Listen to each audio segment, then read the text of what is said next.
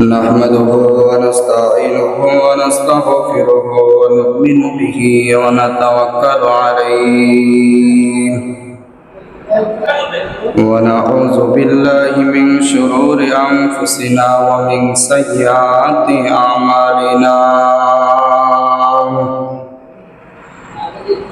من يهده الله فلا مضل له ومن يضلله فلا هادي له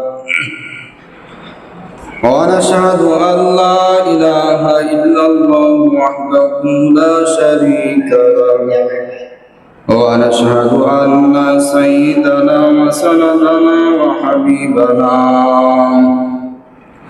ومولانا محمدا عبده ورسوله الذي أرسله الله تعالى بالحق بشيرا ونذيرا وداعيا إلى الله بإذنه وسراجا وقمرا منيرا فقد قال الله تعالى في كلامه المجيد وفي فرقانه الحميد أعوذ بالله من الشيطان الرجيم بسم الله الرحمن الرحيم إن الذين آمنوا وعملوا الصالحات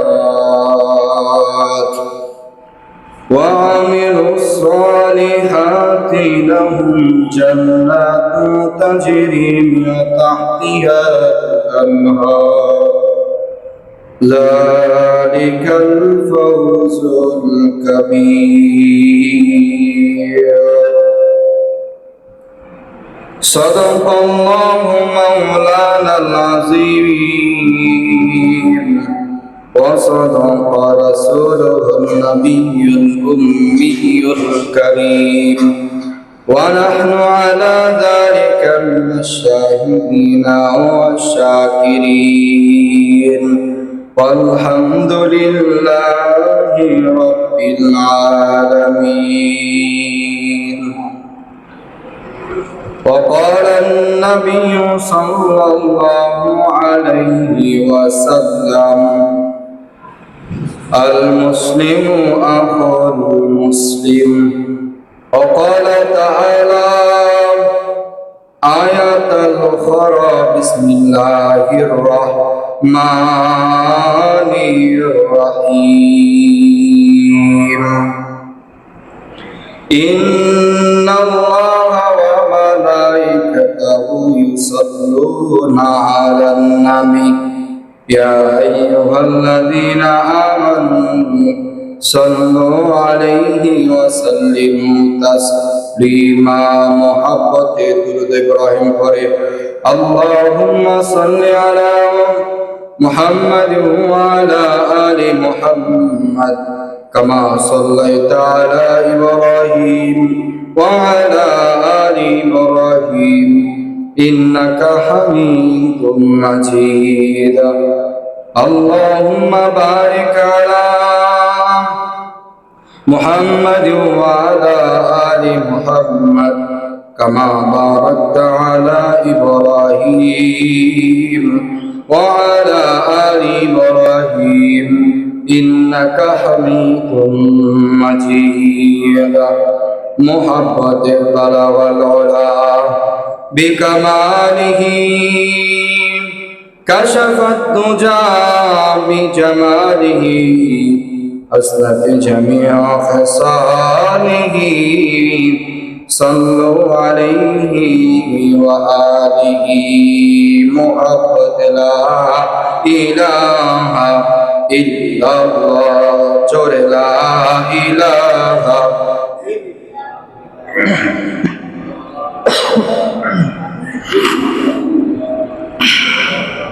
لا إله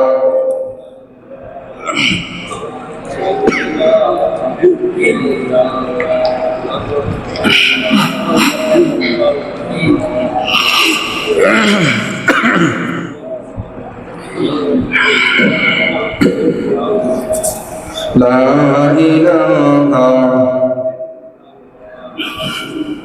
বন্ধুরে মদিনা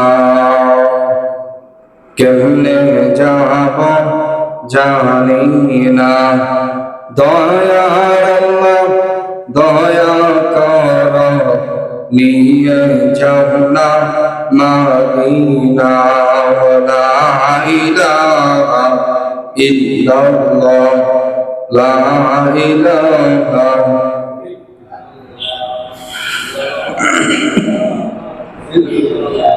লা ইলাহা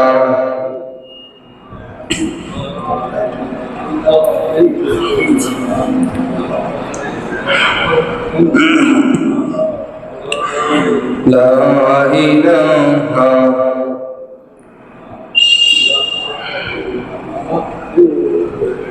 ও তোমার গহনা দিন রাইয়া যাবে গহনা দিন রাইয়া যাবে যৌবনে লাগবে বাতি ওই যে দেখো ডাকিতেছে তোমায় কবরের মাটি ওই যে দেখো ডাকিতেছে তোমায় কবরের মাটি খবর পেয়ে আসবে আত্মীয় স্বজন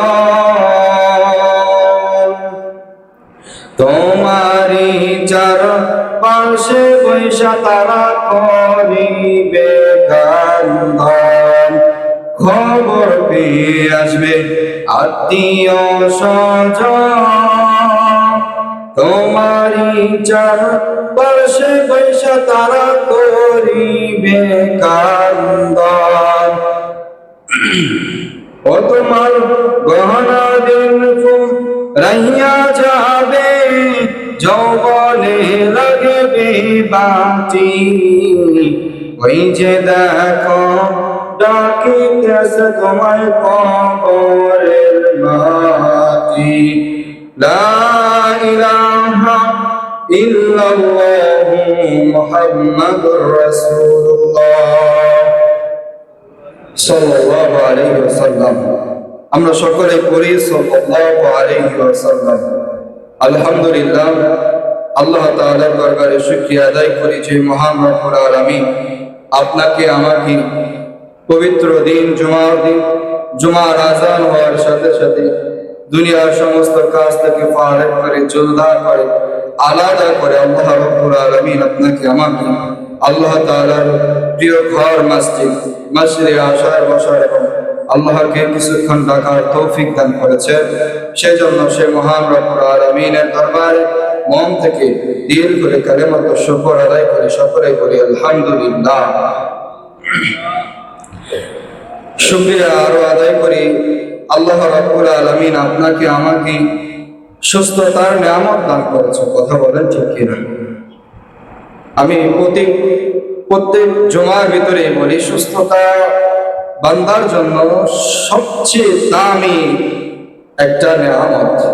আল্লাহ রাব্বুল আলামিন আপনাকে আমাকে অসুস্থ বানায় রাখলে আজকে এই জুমার দিনে জুমার নামাজ আদায় করার জন্য মসজিদে আসতে পারতাম না। তাহলে বেশি বেশি শুকরিয়া আদায় করা, আর বেশি বেশি শুকরিয়া আদায় করলে আল্লাহ রাব্বুল আলামিন তার নিয়ামতগুলো আরো বাড়ায় দেয়। আপনি বান্দা যত নিয়ামত পাবেন, পাওয়ার পর ওই নিয়ামতের শুকরিয়া আদায় করেন, আল্লাহ রাব্বুল আলামিন বলেন লা ইন শাকারতুম লা আযীদান্নাকুম ওয়া লা ইন কাফারতুম ইন্না আযাবি লাশাদীদ। আমি বান্দাদের যে নিয়ামত দেই, ওই নিয়ামত পাওয়ার পরে কেউ যদি শুকরগুজার আদায় করে, শুকরিয়া আদায় করে, যা না আমাকে আল্লাহ রাব্বুল আলামিন যা দিছে আলহামদুলিল্লাহ দিছে, সুখে আছেন দুঃখে আছেন আলহামদুলিল্লাহ ভালো আছেন। কেউ আপনাকে জিজ্ঞাসা করলো ভাই কেমন আছেন, আপনি বললেন আলহামদুলিল্লাহ ভালো আছেন। কিন্তু আপনার অবস্থা করুণ অবস্থা, এই অবস্থা আপনি আলহামদুলিল্লাহ ভালো আছেন, আল্লাহ রাব্বুল আলামিন আপনার নিয়ামত গুলো আল্লাহ রাব্বুল আলামিন আরো বাড়ায় দেন। সুবহানাল্লাহ। আয়াতের শেষের দিকে আল্লাহ রাব্বুল আলামিন বলেন, ওয়ালাইন কাফারতুম ইন্না আযাবি লাশাদীদ, আমার আযাব বড় ভয়ঙ্কর। হ্যাঁ বান্দা, তুমি নিয়ামত পেয়েছো কিন্তু শুকরিয়া আদায় করো নাই, মনে রাখবা আল্লাহ রাব্বুল আলামিনের আযাব বড় ভয়ঙ্কর আযাব। দুনিয়াতে এমন অনেক মানুষ আছে, এমন অনেক জাতি আছে যে জাতিকে আল্লাহ রাব্বুল আলামিন আযাব আর গজব দ্বারা ধ্বংস করেছে। কথা বলেন ঠিক কিনা? আদ জাতি, সামুদ জাতি ছিল, তাদেরকেও আল্লাহ রাব্বুল আলামিন এই জমিন থেকে নিষ্কৃত করে দিয়েছেন। আল্লাহ রাব্বুল আলামিন বড় বড় গজব দিয়া দুনিয়ারে উল্টায় দিয়া ওই মাটি, ওই স্থান, ওই অঞ্চলের জায়গার মাটি উল্টায় দিয়া আল্লাহ রাব্বুল আলামিন তাদেরকে ধ্বংস করেছেন। এই জন্য মুহতারাম হাজিরিন, শুকরিয়া বেশি বেশি আদায় করেন, নিয়ামতের শুকরিয়া আদায় করবেন। আল্লাহ রাব্বুল আলামিন আপনার নিয়ামতগুলো আল্লাহ রাব্বুল আলামিন আরো বাড়ায় দেবেন। সকলে বলে সুবহানাল্লাহ। এই যে আমরা সুবহানাল্লাহ আলহামদুলিল্লাহ বলতে চাই না, একটা সুযোগ আসে শুক্রবারে হুজুরের সাথে সুবহানাল্লাহ আলহামদুলিল্লাহ আল্লাহু আকবার বলার একটা সুযোগ। অন্যান্য দিনে আপনি পড়লে পড়েন, না পড়লে নাই, কিন্তু আজকে একটা ঘটনা শুনলেন, সুবহানাল্লাহ আলহামদুলিল্লাহ শুকরিয়া আদায় করলেন, এতে ফায়দা কি, লাভ কি? আমরা তো প্রত্যেক কাজে আমাদের ফায়দা আর লাভ খুঁজি, বিশেষ করে আমরা বাঙালি। কথা বলেন ঠিক কিনা? বাঙালি সব কাজে লাভ খুঁজে। কথা বলেন ঠিক কিনা? তাহলে আমি যে এই যে আলহামদুলিল্লাহ সুবহানাল্লাহ আল্লাহু আকবার বলতেছি, তাহলে এটা লাভ সম্পর্কে আমাদেরকে জানা দরকার আছে কি নাই? আমরা অবশ্য করি, যারা করি তো করি আলহামদুলিল্লাহ, যারা করি না আজকে থেকে নিয়ত করেন করবেন। আগে শোনেন লাভ কি? লাভ হলো কেউ যদি সুবহানাল্লাহ পড়ে, কেউ যদি আলহামদুলিল্লাহ পড়ে, কেউ যদি আল্লাহু আকবার বলে, পড়ে আল্লাহ রাব্বুল আলামিন জানা দেন যে এই আসমান জমিনের ভিতরে যত ফাঁকা জায়গা আছে আল্লাহ রাব্বুল আলামিন ওই ফাঁকা জায়গা তার নেকি দিয়ে ভরপুর করে দেয়। এখন প্রশ্ন হতে পারে, এই আসমান জমিনের ভিতরে কতটুকু জায়গা আছে? কথা বলেন ঠিক কিনা? প্রশ্ন আসে না? আসমান এবং জমিনের ভিতরে আল্লাহ রাব্বুল আলামিন এমন জায়গা রাখছেন, আমরা যেই দিকে তাকাই খোলা আসমান ছাড়া আর কিছু দেখি? খোলা আসমান ছাড়া আর কিছু দেখি না। এক আল্লাহ রাব্বুল আলামিন এই আসমানকে সৃষ্টি করেছেন। আল্লাহ রাব্বুল আলামিন যেদিন কিয়ামত, যেদিন এই দুনিয়া সৃষ্টি করলেন, আল্লাহ রাব্বুল আলামিন এই দুনিয়ার আসমানকে আল্লাহ রাব্বুল আলামিন 7 আসমান আর 7 জমিন সৃষ্টি করলেন। করার পর আল্লাহ রাব্বুল আলামিন এই দুনিয়ার আসমানকে সবচেয়ে ছোট আসমান হিসেবে বানাইছেন। কিন্তু আপনি হিসাব নিকাশ করে দেখেন এই ছোট আসমানের আপনি কোন কিনারা খুঁজে পান কিনা? বিজ্ঞান বলে যে গ্রহ নক্ষত্র আছে কি নাই? গ্রহ নক্ষত্র আছে। গ্রহ নক্ষত্র, উপগ্রহ, ধূমকেতু, এই সব কিছু ঘুরে যেই যার ভিতর দেওয়া ঘরে তার নাম হলো সৌরজগৎ। আর দুনিয়া থেকে, পৃথিবী থেকে সবচেয়ে কাছের গ্রহ হলো মঙ্গল গ্রহ। সবচেয়ে কাছের গ্রহ মঙ্গল গ্রহ।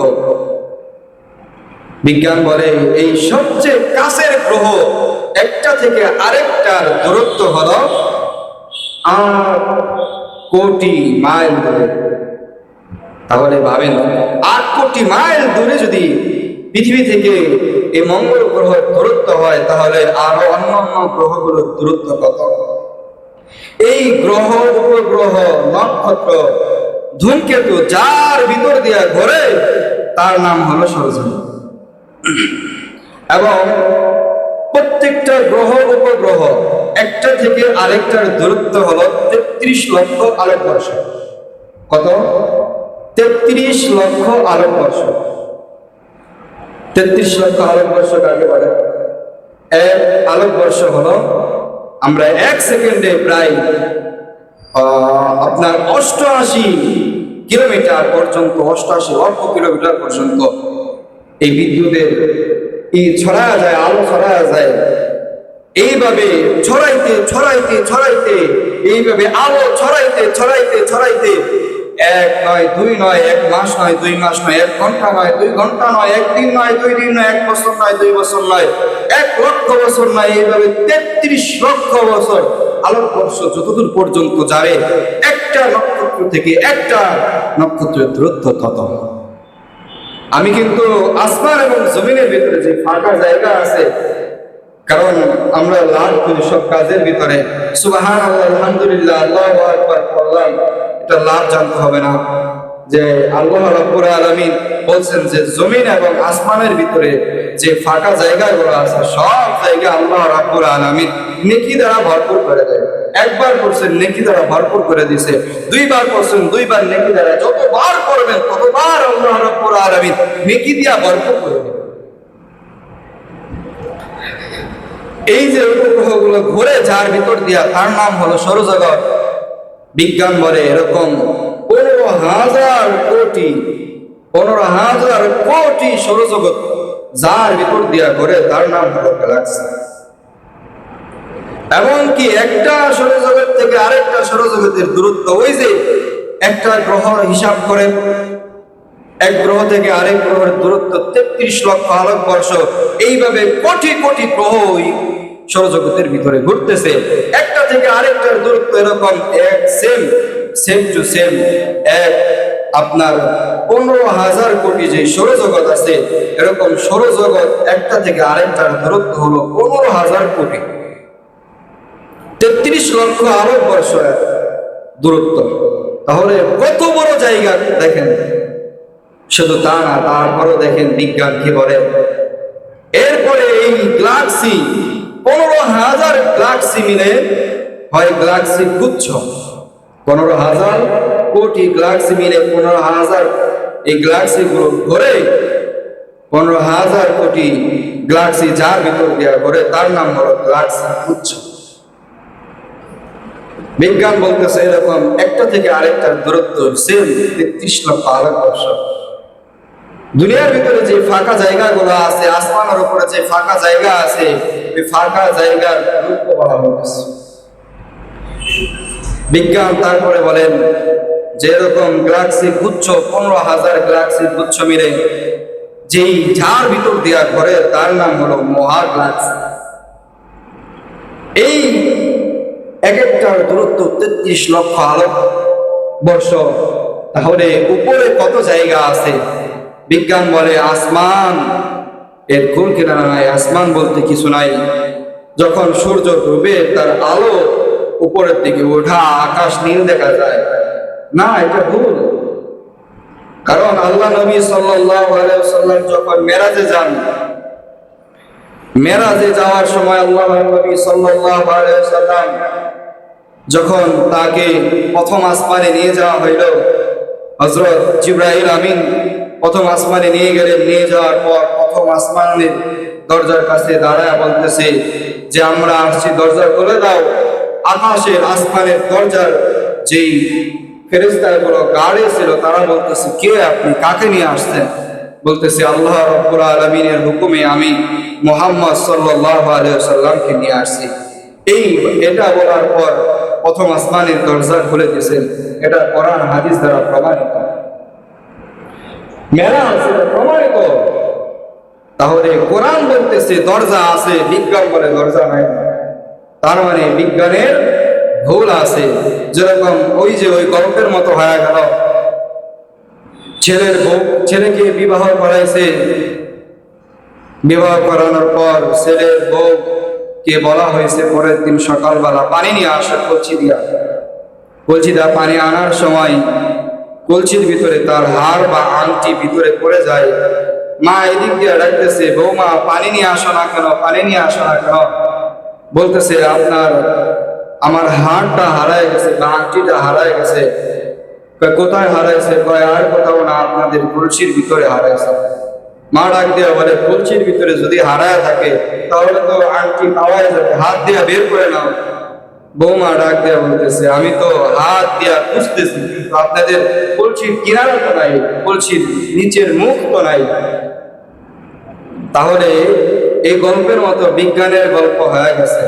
তাদের অল্প, তার হাত ছোট, ওই কলসির ভিতরে যেরকম অর্ধেক হাত ঢুকায়া নিচের তলা খুঁজে পাইতেছে না, বলে তলা নাই, কিন্তু আসলে তলা আছে কি নাই?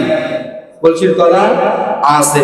ঠিক সেম ভাবে আসমানের দরজা আছে, আসমানের ভিতরে আল্লাহ রাব্বুল আলামিন দরজা রাখছেন, বিজ্ঞান বলে না দরজা নেই।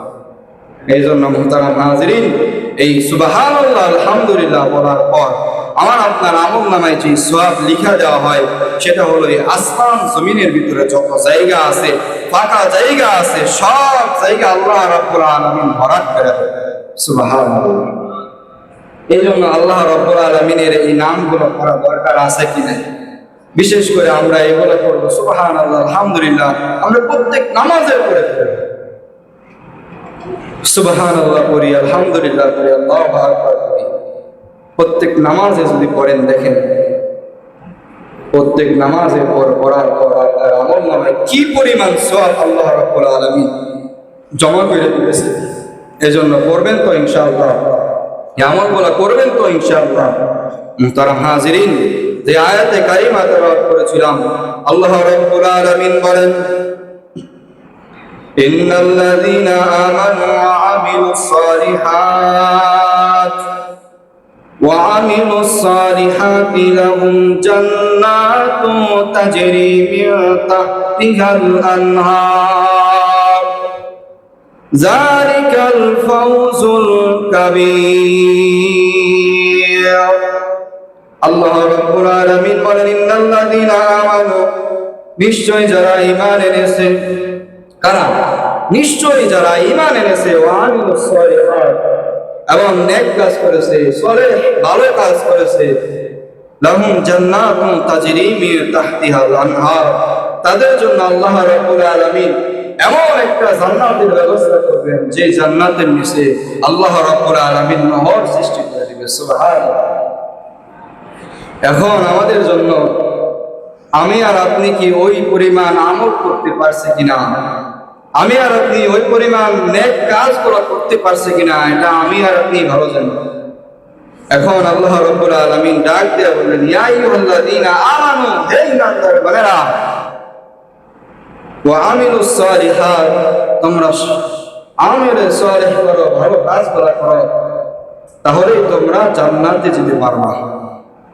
আর জান্নাতে যখন তোমরা যাবা, জান্নাতে যাওয়ার পর আল্লাহ রাব্বুল আলামিন বলেন, যাকে সর্বশেষে জাহান্নামের আগুনে পোড়ায়া আল্লাহ রাব্বুল আলামিন জাহান্নামের আগুনের শাস্তি ভোগ করায়া সর্বশেষ যে ব্যক্তিকে আল্লাহ রাব্বুল আলামিন জান্নাতে দিবেন, তার জান্নাতটাও এই দুনিয়ার 10 গুণ বড় হবে। সুবহানাল্লাহ।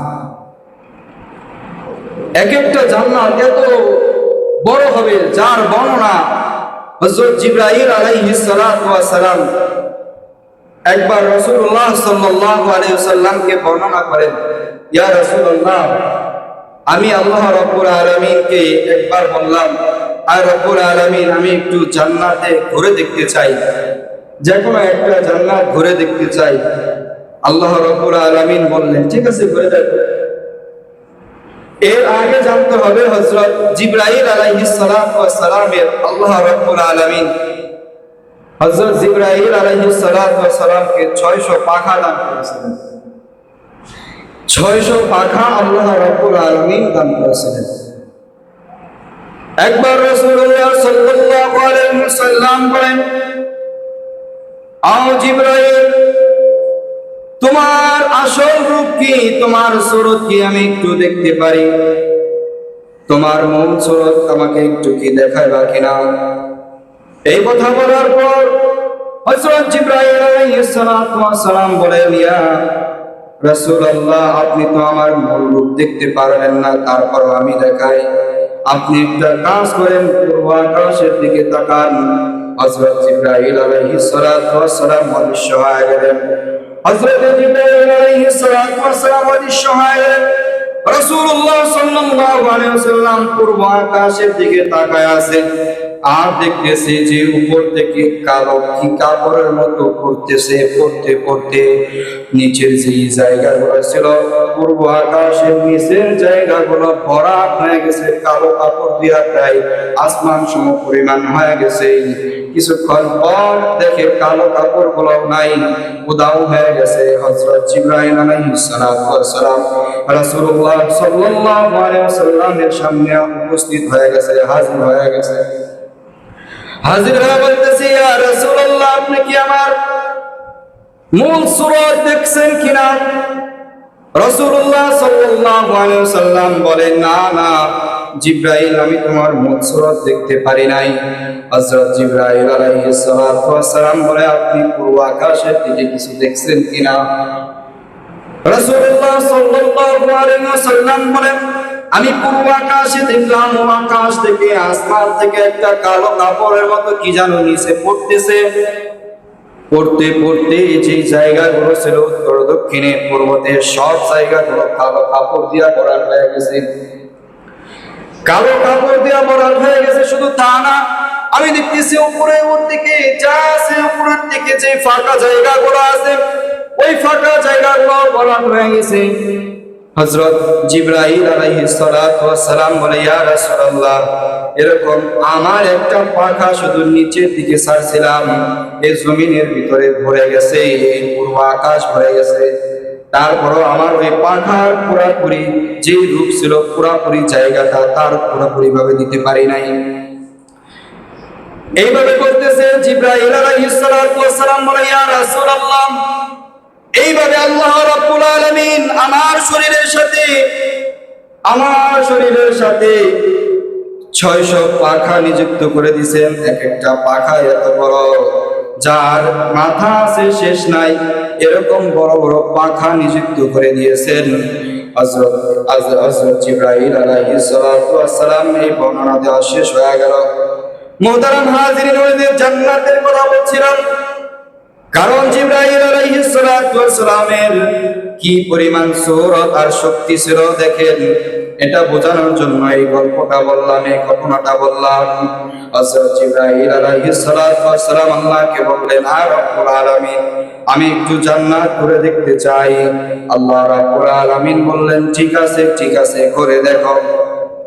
হযরত জিবরাইল আলাইহিস সালাতু ওয়াস সালামের 600 পাখা টান দিলেন। টান দেওয়ার পর জিবরাইল আলাইহিস সালাতু ওয়াস সালাম জান্নাতের ভিতরে উঠতে শুরু করলেন। উঠতে উঠতে কিতাবের ভিতরে আসে 2,00,000 বছর ওরা হয়ে গেছে। ওরা শেষে বলতেছে, আল্লাহ তাআলাকে ডাক দেয়া বলেন, আয় রব্বুল আলামিন, আমি কি এখনো জান্নাতের শেষ মাথায় আসতে পারি নাই?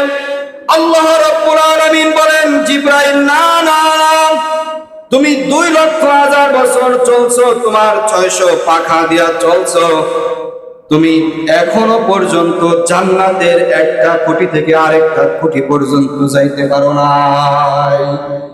সুবহানাল্লাহ, কি পরিমাণ বড় জান্নাত হবে! হযরত রাসূলুল্লাহ সাল্লাল্লাহু আলাইহি ওয়াসাল্লাম এই হাদিস দিয়া বলতেছেন যে জিবরাইল আলাইহিস সালাতু ওয়াস সালাম 2,00,000 বছর, 2,00,000 বছর এইভাবে চলছে, চলার পরেও এক খুঁটি থেকে অপর খুঁটি পর্যন্ত যাইতে পারে নাই। তাহলে কি পরিমাণ বড় জান্নাত! এই জান্নাত কাদের জন্য হবে? এই জান্নাত আমাদের জন্যই হবে। এরকম জান্নাতের ভিতরে আল্লাহ রাব্বুল আলামিন বলেন যে যারা জান্নাতি হবে তাদের জান্নাতের নাজ নেয়ামত দেওয়া হবে। কি দেওয়া হবে? আল্লাহ রাব্বুল আলামিন বলেন, ইন্নাল্লাযীনা আমানু ওয়া আমিলুস সালিহাতি লাহুম জান্নাতুন তাজরি মিন তাহতিহাল আনহার। আল্লাহ রাব্বুল আলামিন জান্নাতের নিচ দিয়ে নহর বসাইবেন, নহর বসাইবেন, নহর হবে। জান্নাতের নিচে পানির নহর থাকবে, জান্নাতের নিচে মধুর নহর থাকবে, জান্নাতের নিচে আল্লাহ রাব্বুল আলামিন দুধের নহর রাখবেন। এইভাবে করে আল্লাহ রাব্বুল আলামিন জান্নাতের নিচে নহর রাখবেন। শুধু এই নাজ নেয়ামত শুধু জান্নাতি ব্যক্তির জন্য, জান্নাতে যাওয়ার জন্য আল্লাহ রাব্বুল আলামিনের যে হুকুম আহকামগুলো আছে, ওই হুকুম আহকামগুলো যদি আমি আর আপনি দুনিয়াতে করে যেতে পারি, তাহলে প্রথম ধাপ কবর, কবর আমার জন্য শান্তিদায়ক হয়ে যাবে। কিয়ামতের সিরাতের পুল দ্রুত গতিতে পার হয়ে আমরা জান্নাতে পৌঁছে যাব। আর যদি আপনি আল্লাহ রাব্বুল আলামিনের হুকুম গুলো মানিয়া না মানিয়া চলেন, তাহলে আপনার জন্য জান্নাত তো থাকবেই না, আপনার জন্য জাহান্নাম ওয়াজিব হয়ে যাবে।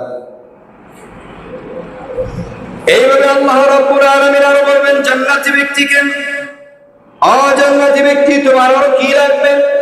জান্নাতি ব্যক্তি কে বলবে, তোমার সামনে খাবার পেশ করা হলো, খাবার খাও।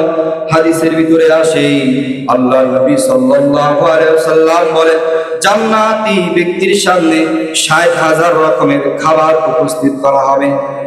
বলতে পারেন এরকম ৬০,০০০ রকমের খাবার দেখলেই তো পেট ভরে যাবে।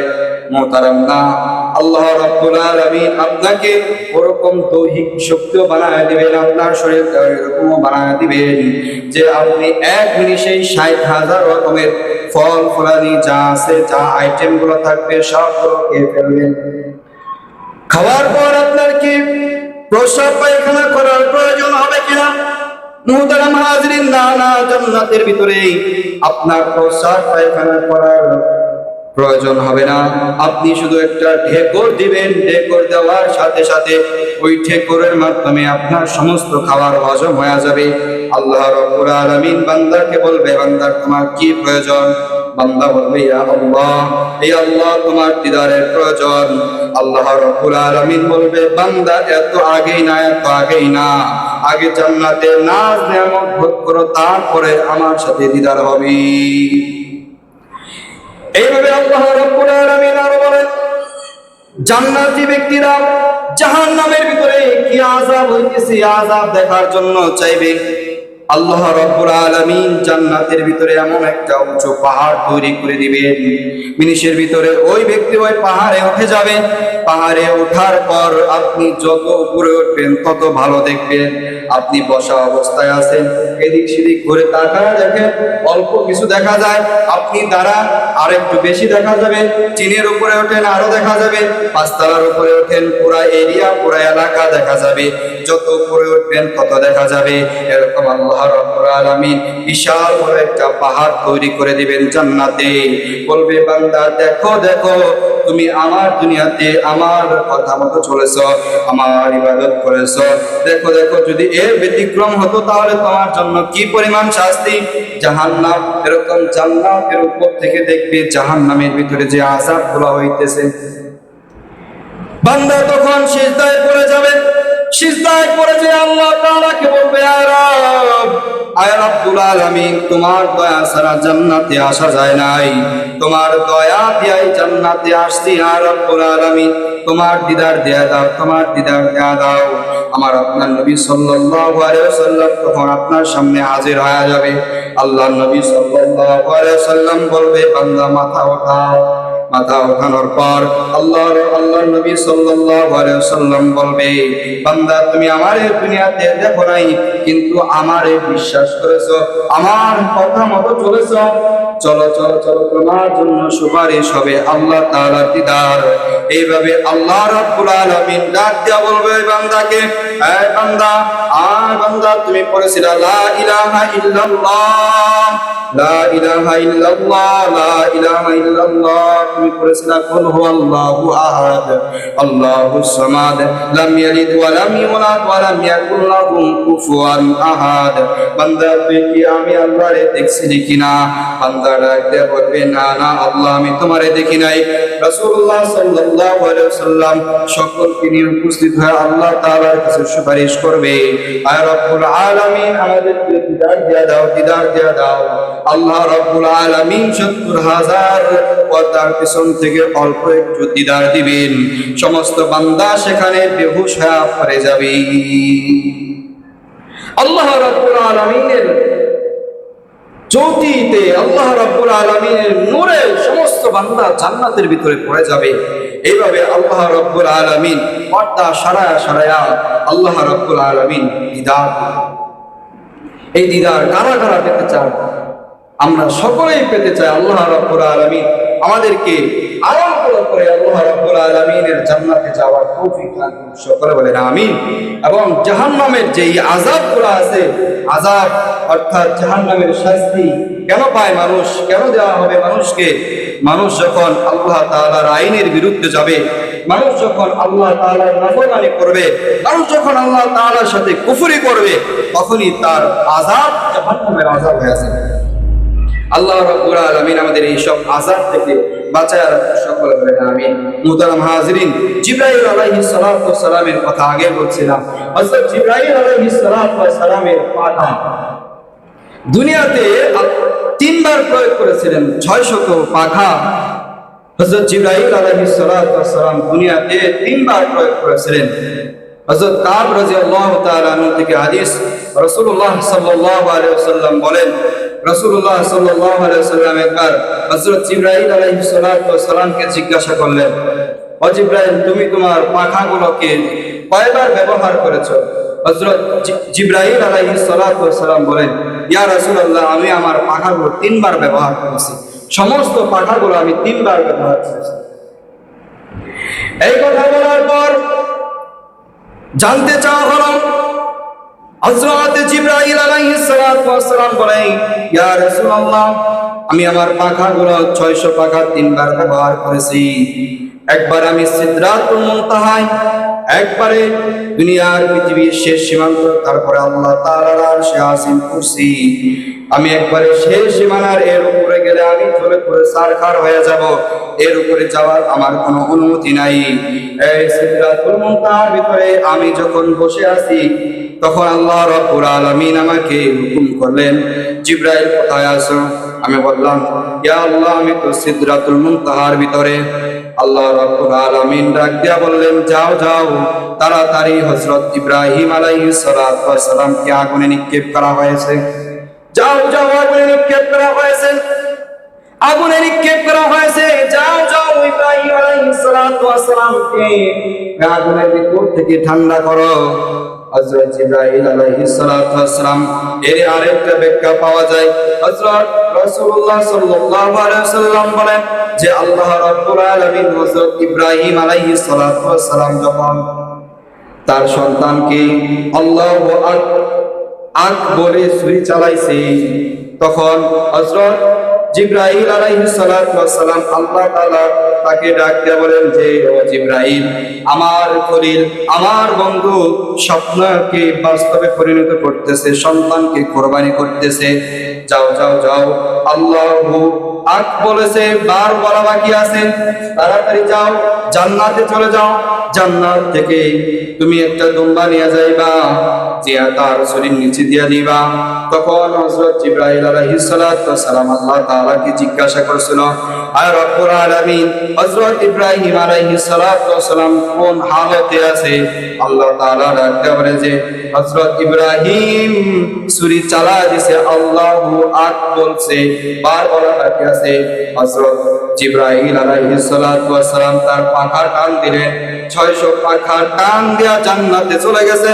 জান্নাত থেকে হযরত ইব্রাহিম আলাইহিস সালাতু ওয়াস সালামের ছুরির নিচে, হযরত ইব্রাহিম আলাইহিস সালাতু ওয়াস সালামের ছুরির নিচ থেকে ইসমাঈলকে বের করে ওই ছুরির নিচে দুম্মা ঢোকায় দিয়েছে। বার বলছে তো ছুরি চালায় দিছি।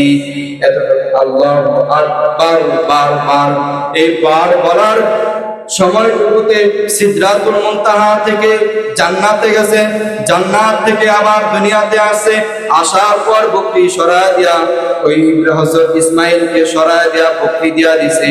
তাহলে দেখেন হযরত ইব্রাহিম আলাইহিস সালাতু ওয়াস সালামের আকবার বলা, বারবার বলা, শুধু এই বার বলাটুকু বাকি ছিল। এতটুকু সময় থেকে যদি সিদরাতুল মুনতাহা থেকে যদি জান্নাত এবং জান্নাত থেকে দুনিয়াতে আসতে পারে, তাহলে জান্নাতের ভিতরে চলছে, জান্নাতের ভিতরে 2 লক্ষ বছর, 2 লক্ষ হাজার বছর চলছে, তাহলে কত শত শত শত কোটি কোটি মাইল চলছে। বলতেছে আমি প্রথমবার এই হযরত ইব্রাহিম আলাইহিস সালাতু ওয়াস সালাম যখন ছুরি চালায় তখন আমি আমার পাখাগুলো প্রয়োগ করছিলাম। দ্বিতীয়বার প্রয়োগ করেছিলাম, ইয়া রাসূলুল্লাহ, আল্লাহ রাব্বুল আলামিন আমাকে ডাক দিয়ে বলে, জিবরাইল কোথায় আছো? আমি বললাম, ইয়া আল্লাহ, আমি তো সিদরাতুল মুনতাহায়। আল্লাহ তাআলা বলেন, যাও যাও, তুমি তাড়াতাড়ি মিশরে চলে যাও। বলতেছে, ইয়া আল্লাহ, আমি তো সিদরাতুল মুনতাহায়, মিশরে যাব, ঠিক আছে, ভাই দ্রুত তাড়াতাড়ি যাও, তাড়াতাড়ি যাইবা। আমার ইসমাইলকে তারা কূপের ভিতরে নিক্ষেপ করেছেন, কূপের ভিতরে নিক্ষেপ করেছে, তাড়াতাড়ি তুমি যাও।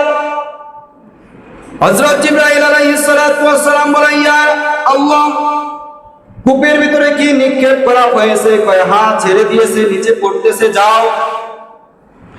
হযরত জিবরাইল আলাইহিস সালাতু ওয়াস সালাম তার 600 পাখা টান দিলেন। টান দেয়া এক মুহূর্তের ভিতরে হযরত ইসমাইল আলাইহিস সালাতু ওয়াস সালাম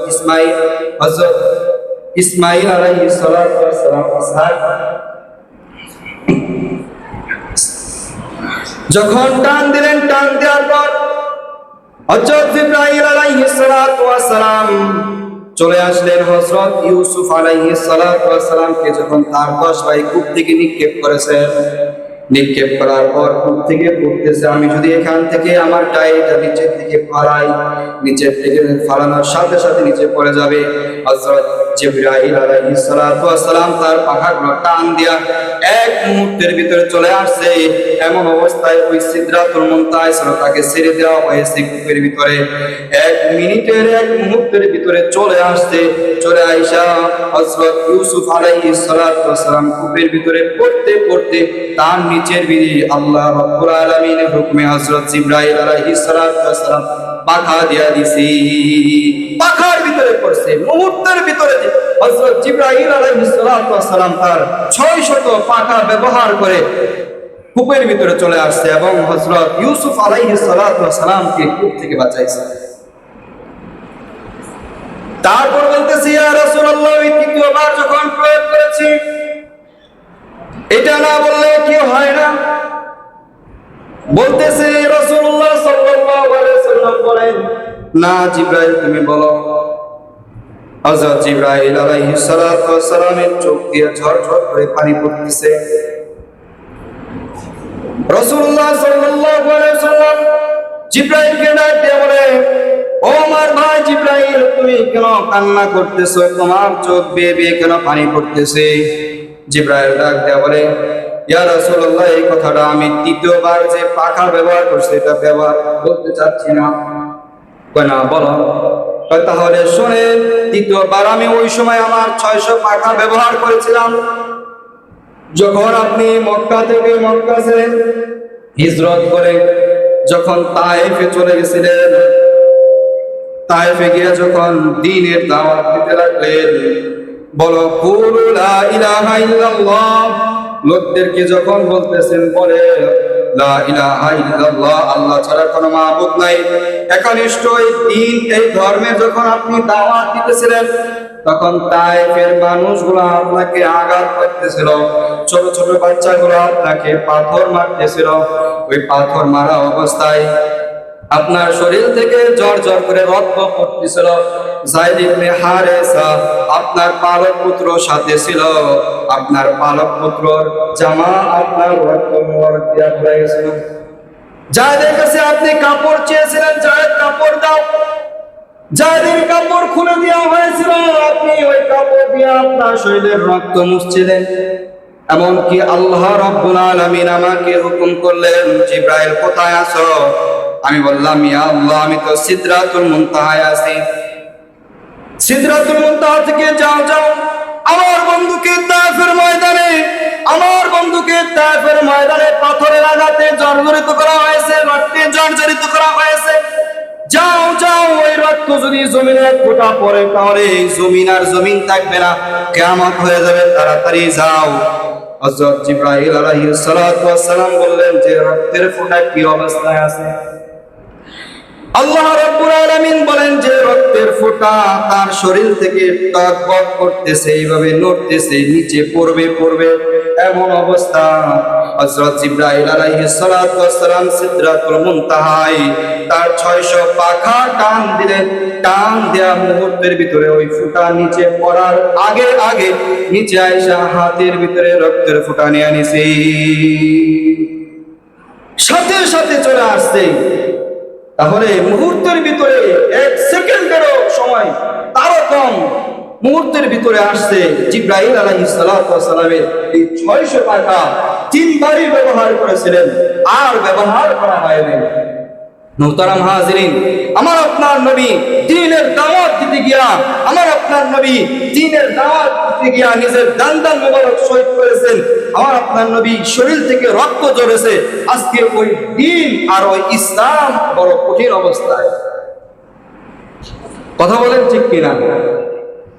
শত শত মাইল দূরে খেলা হয়, আর আমরা ওই খেলা দেখার জন্য, ওই খেলা উপভোগ করার জন্য রাত্রি যাপন করি, কিন্তু ফজরের নামাজ পড়ি না। কথা বলেন ঠিক কিনা? 4টা বাজে খেলা হয়, 1টা বাজে খেলা হয়, সারা রাত্রি আপনি খেলা দেখেন, ফজরের নামাজের আপনার কোনো খোঁজ খবর নাই। খেলা হয় শত শত লক্ষ লক্ষ মাইল ধরে, আর আপনি এখানে খেলা দেখেন, উপভোগ করেন। এমনকি কিছুদিন আগে শুনলাম খবরের ভিতরে, ব্রাজিল আর যখন জাপান খেলা হইল, এই খেলাকে কেন্দ্র করে আশুলিয়া, আমাদের বেশি দূর যাওয়া দরকার নাই, এই আশুলিয়াতে ব্রাজিল সাপোর্টার জাপানি ওই যাকে হত্যা করেছে, যাকে মারছে, ওই ছেলেটা ছিল আর্জেন্টিনার সাপোর্টার। দুইজনের ভিতরে ঝগড়া হয়ে ব্রাজিল সাপোর্টাররা 4-5 জন মিলে তাকে হত্যা করে ফেলেছে, তাকে খুন করে ফেলেছে, মেরে ফেলেছে। এমনকি তাকে বাড়ি চাপা দিয়েছে আশুলিয়া নদীর পাড়ে। এই খবর আপনারা শুনেন নাই? শুনছেন? এই খবর আপনারা অবশ্যই শুনেছেন। খবরে, ইউটিউবে, ফেসবুকে খেলা হয় কত মাইল দূরে দূরে, আমরা কেন উপভোগ করব? আজকে আপনার সামনে ইসলাম বড় কঠিন অবস্থায় আছে। মুসলমানরা মাইল দেখতেছে। মুসলমানদের পক্ষে একটা কথা বলেন, মুসলমানদের পক্ষে আমরা কথা বলি না, এবং বিধর্মীদের খেলা নিয়ে আমরা নাচানাচি করি। কথা বলেন ঠিক কিনা? আল্লাহ রাব্বুল আলামিন সকলকেই এইসব বাজে খেলা থেকে আল্লাহ রাব্বুল আলামিন হেফাজত করুন। সকলে বলেন আমিন। আপনারা কি আমার উপর রাগ করলেন নাকি? রাগ করলেন? রাগের কথা না। আপনি 4টা বাজে খেলা দেখতে পারেন, 1টা বাজে খেলা দেখতে পারেন, তারপরে তো ফজরের নামাজ তো আমরা পড়ি 4:40-45-এ। আপনি ফজরের নামাজটা পড়তে পারেন না। তাহলে খেলা দেখতে পারেন, খেলার প্রতি আপনার মায়া মহাব্বত আছে, কিন্তু এই নামাজ, যে নামাজের কথা আল্লাহ নবী সাল্লাল্লাহু আলাইহি ওয়াসাল্লাম বলেন, আস-সালাতু মিফতাহুল জান্নাহ, আউয়ালু মা ইউহাসাবু বিহি আল-আবদু ইয়াউমাল কিয়ামাতিস সালাহ। সর্বপ্রথম বান্দার কাছ থেকে আল্লাহ রাব্বুল আলামিন কিয়ামতের ময়দানে যে হিসাবটা নেবে, সেটা হলো নামাজের হিসাব। সতর্ক করা আমাদের দায়িত্ব। আমরা সতর্ক করে দিচ্ছি, আপনারা সতর্ক হয়ে যাবেন, নয়তোবা কিয়ামতের ময়দানে আল্লাহ রাব্বুল আলামিন বলবেন, এই তোরে চেয়ারে বসাইছিলাম, হক কথা বলছ না, সতর্ক করিস না কেন? কু আনফুসাকুম ওয়া আহলিকুম নার। আল্লাহ রাব্বুল আলামিন বলেন, কু আনফুসাকুম ওয়া আহলিকুম নার, তুমি এবং তোমার আহাল পরিবার যারা আছে, তুমি জাহান্নামের আগুন থেকে বাঁচবা, তোমার আহাল পরিবার যারা আছে তাদেরকে জাহান্নামের আগুন থেকে বাঁচাইবা। আমরা তো জাহান্নামের পথে আছি, আমরা জাহান্নামের পথ থেকে সরে জান্নাতের পথে আসি। আল্লাহ রাব্বুল আলামিন আমাদের প্রত্যেককে সহিহ বুঝদান করুন। সকলে বলেন আমিন। মুহতারাম হাজিরিন, আপনাদের কি প্রত্যেক জুমায় একটু কষ্ট দেওয়া হয় মসজিদের জন্য? এমন কোন বান্দা আছে যে আমি আমার মার জন্য, আমি আমার বাবার জন্য আল্লাহ তাআলার ঘরে 500-1000 টাকা দিলাম, খুশি খুশি হয়ে বলেন, আমি আমার মার জন্য, আমি আমার বাবার জন্য 500-1000 টাকা দিলাম। মার কথা স্মরণ করেন। মা ওই অন্ধকার কবরে কি অবস্থায় আছে, কি হালতে আছে আমি জানি না, কিন্তু এখান থেকে আপনি পৃথিবীর যে কোনো রাষ্ট্রের খোঁজ খবর নিতে পারতেছেন, নেটের মাধ্যমে খোঁজ খবর নিতে পারতেছেন, সোশ্যাল মিডিয়ার মাধ্যমে খোঁজ খবর নিতে পারতেছেন, কিন্তু বাড়ির পিছনে জঙ্গলাঝাড়ে আপনার মা, আপনার বাবা, আত্মীয় স্বজন, শ্বশুর শাশুড়ি, বন্ধু বান্ধব কি অবস্থায় আছে আমরা কেউ জানি না। কথা বলেন কিনা? কেউ জানি তাদের কি হালত আছে? তাদের কথা স্মরণ করে নিজেরও তো আমার কবরমুখী, আমাদের প্রত্যেক এক সেকেন্ড করে আগাইতেছে।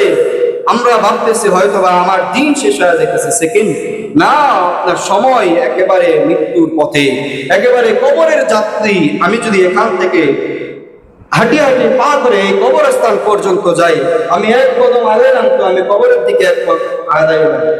এইভাবে আমি যত আগাইবো, এইভাবে যত সময়টা আপনার আমার আগাইবে, তত দূর তত তাড়াতাড়ি আপনার কবরের পথ হবে, তাড়াতাড়ি আপনি কবরের পথে পৌঁছবেন।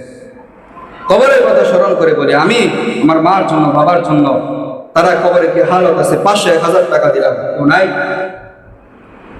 500 টাকা বলি, 500 টাকা, 1000 টাকা না, 500 টাকা। ভাইয়ের নাম কি? 500 টাকা।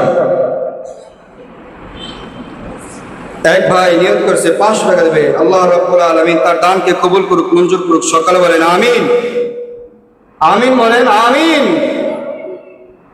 আল্লাহ রাব্বুল আলামিন তার দানকে কবুল করুক, মঞ্জুর করুক। আত্মীয় স্বজন যারা অন্ধকার কবরে আছে, আল্লাহ রাব্বুল আলামিন প্রত্যেকের কবরটাকে জান্নাতের উচ্চ মাকাম দান করুক। সকালে বলেন আমিন।